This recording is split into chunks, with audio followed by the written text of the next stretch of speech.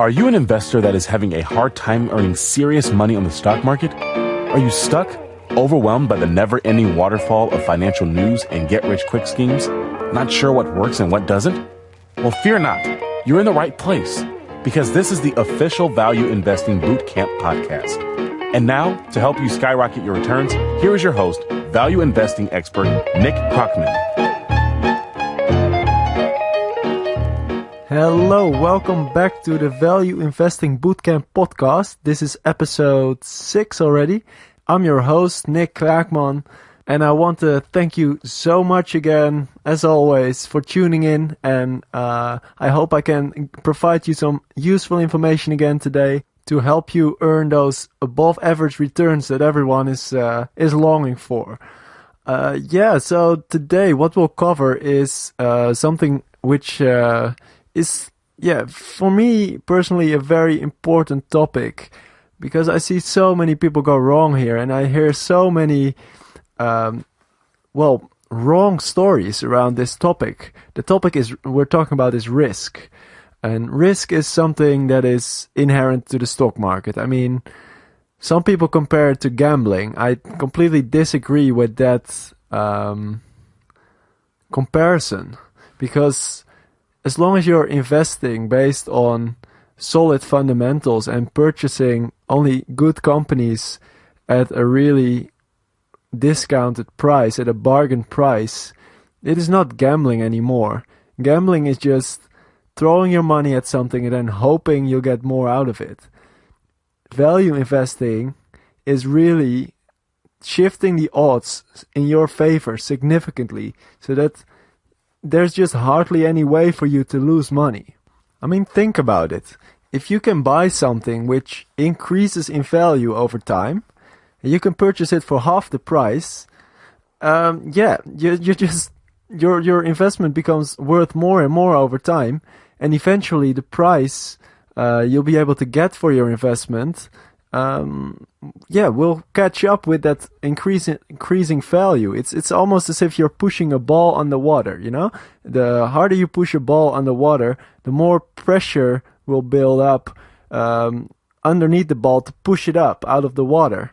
And it's similar with investing. I mean, the lower the purchase price or the higher the value rises, the higher the pressure will become, and eventually the ball will pop up, the stock price will pop up again, and you'll earn a handsome profit.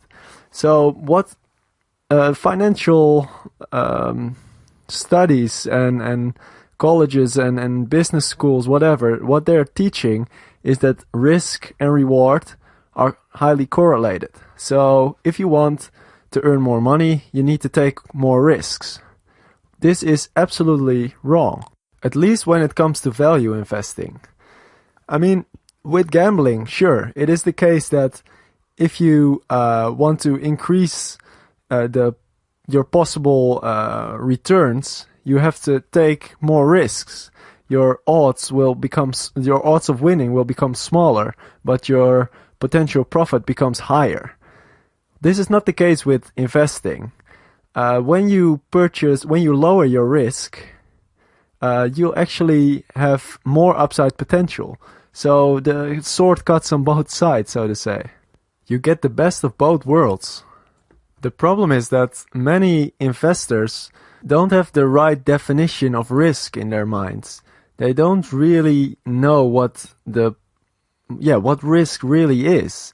I mean, when they see price fluctuations, for example, a stock goes up 5%, then drops 2%, it is a volatile stock, they consider it risky. But price movements on their own say nothing about how well a company is actually performing. I mean, a stock is something which gives you a piece of ownership of a company. So the ultimate price of a stock is related to the performance of the company. However, many people seem to forget this. They think that price movements on their own say something about the company, but prices can move very rapidly, while the company value only increases or decreases at a much slower rate. For example, if you look at every day, financial websites publish these numbers of the 5 biggest gainers and biggest losers of the day. Sometimes you see stocks that lose, their stock price drops 20% in one day. Do you actually think that that company, that single day, lost 20% of its value? No, the price of its stock declined 20% because some news came out, whatever, they're earning less money. People didn't expect that, so the price drops. The problem is that this has been happening gradually over time, while this price movement is sudden. So what this says is that price and value are separate things. So if a price moves a certain amount of percentage points in a day, that says little about the actual value of the underlying company. So volatility in itself is not risk.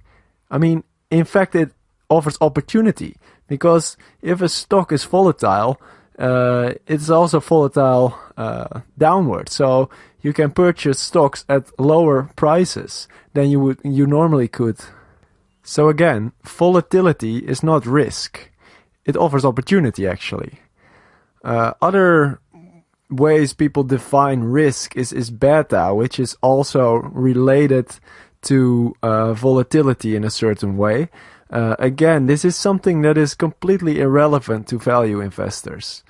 Another thing, people think that when something is uncertain, so if the future of a certain company is uncertain, for example, there's a lawsuit or there is whatever, their future earnings, will they be innovative in the future to earn a certain amount of money, it's very uncertain. People consider this as risk as well. The result of this is that companies with an uncertain outlook often get severely mispriced, undervalued. Their price drops dramatically because people don't like uncertainty at all. They like certainty. So uncertainty is actually the friend of a value investor because it creates interesting prices, interesting buying opportunities. So what is risk then? If all of this is, if uncertainty or volatility or beta is not risk, what is risk? Well, it is simply the probability and the amount of loss that you might incur. So if you can calculate that, it's always an estimate, you know? You just have a feeling that there's a certain probability of you losing a maximum of, let's say, 20% on this investment. Then that is the risk. However, it's your risk. It's your perceived risk. There's no perfect measure for risk. It is all subjective, because we can never have perfect information. We can minimize our exposure to risk by purchasing stocks at lower prices, because this minimizes the downside risk while maximizing the upside potential at the same time. So in other words, for value investing, the risk-reward ratio is actually inversely correlated. So the less risk you take, the more upside potential you have.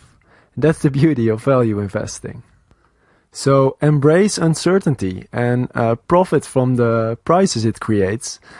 And this way you can actually, uncertainty is your friend because it creates these amazing, irrationally low prices, which allow you to purchase great stocks at a bargain price. Okay, thanks again for listening. Next episode will be about the psychology behind investing and how your mind can sometimes prevent you from earning above average returns. So we'll go into that more in the next episode, so I'll see you there. If you enjoyed today's show, head over to valueinvestingbootcamp.com to find out more on how you can invest like the pros, manage your own portfolio with confidence, and consistently earn mind-boggling returns on the stock market.